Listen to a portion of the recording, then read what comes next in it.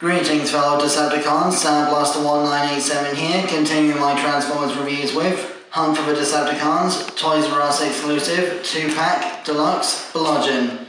For those who don't know, this is a straight repaint of the 2007 movie Deluxe Class Wreckage figure based on one of the villain grunts from the video game that tied in with the first movie.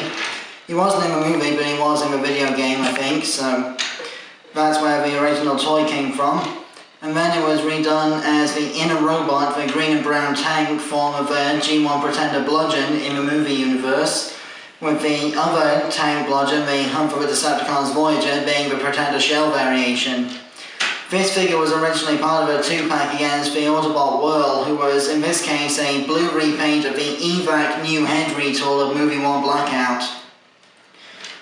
As you can see here, Bludgeon is a, armoured personnel carrier of some description, very similar to Combined Wars Rook in his design. I haven't got that figure for size comparison, but what I do have is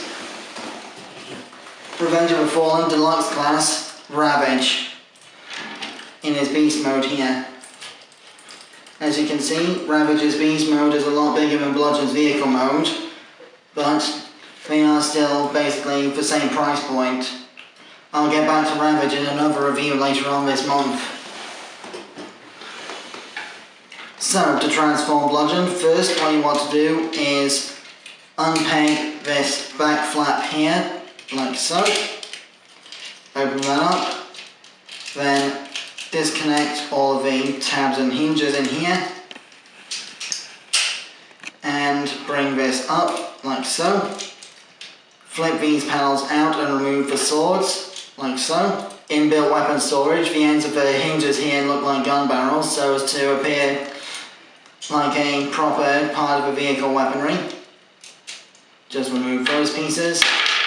And try not to let these pieces fall off their friction hinges. Hasbro forgot to put pins in these joints so they keep falling apart like Kingdom Air Razor's wings. Bear with me if they fall off again during the review. I'm not going to bother with jump cutting them back into place. So once you've done that, you want to fold this panel all the way in on itself, like so. Like the back panel on Steam's Megatron.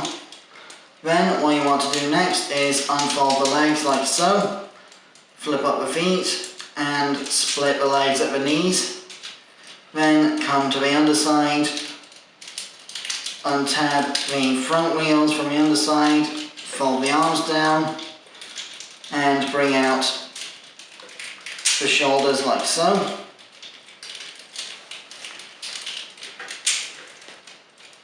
Then, with a little bit of help from the Automorph, fold this black gun piece from the vehicle mode forward and basically impale it through his spine to activate the Automorph to complete the transformation.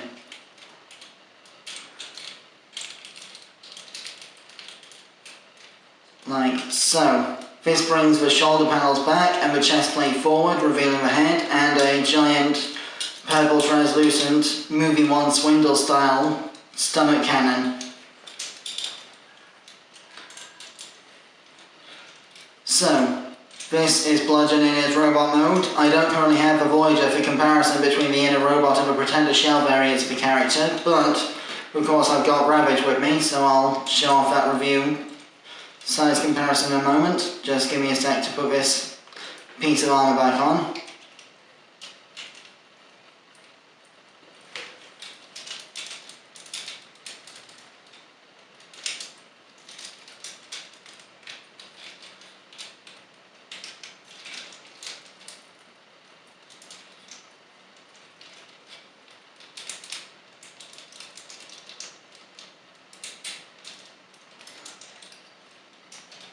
So, as you can see, Bludgeon's robot mode is now complete, now that I put the armour back on. These armour panels can either fold back into their vehicle mode configurations to bulk out the backs of the thighs, or they can stay outwards as weapon storage things like on the Voyager class figure. I'll review that figure when I get my hands on it. For the time being, he's got quite a good range of articulation for a Movie 1 figure, especially one that wasn't based on the actual in-movie characters. So, for example, he's got a ball-jointed head with some purple light piping on the top of the scalp, ball-jointed shoulders, which also are on their own hinge stem for transformation to enable more movement. No bicep swivel sadly, but it does have a double jointed elbow for transformation, as well as a somewhat limited wrist swivel due to the way that the wheel kibble gets in the way of the wrist. Bit of a waist swivel restricted by the armour on its backpack. Ball jointed hips, which again impeded by the armour plating of the vehicle weapon storage. Not quite exactly a thigh swivel, but you can kind of fake the thigh swivel with the ball joints.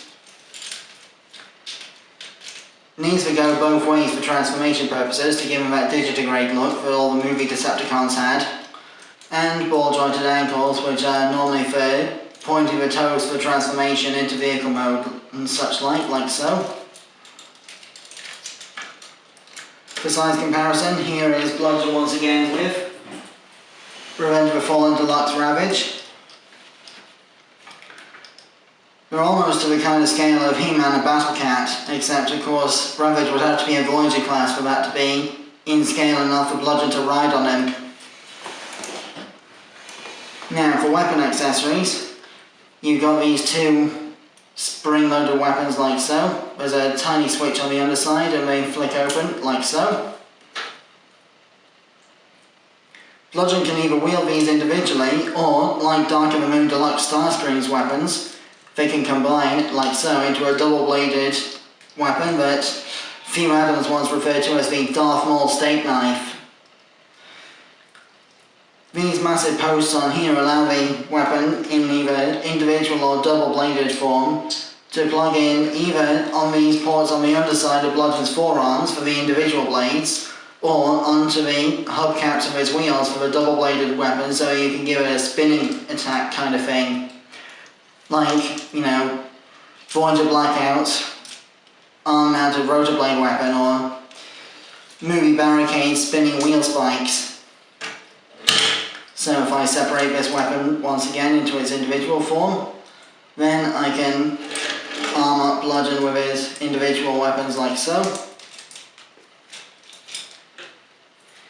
Because of the, repainting and such like, the original Wreckage version of this figure had red translucent plastic, but on Bludgeon it's all purple, which makes his swords look like they're made of dark energon or something, as you can see here. So, that more or less concludes my Bludgeon review. I have been Soundblaster1987. Join me next time when I'll be starting a 2-review Ravage week with Transformers Revenge of the Fallen Deluxe Class Ravage. Till then, till all are one.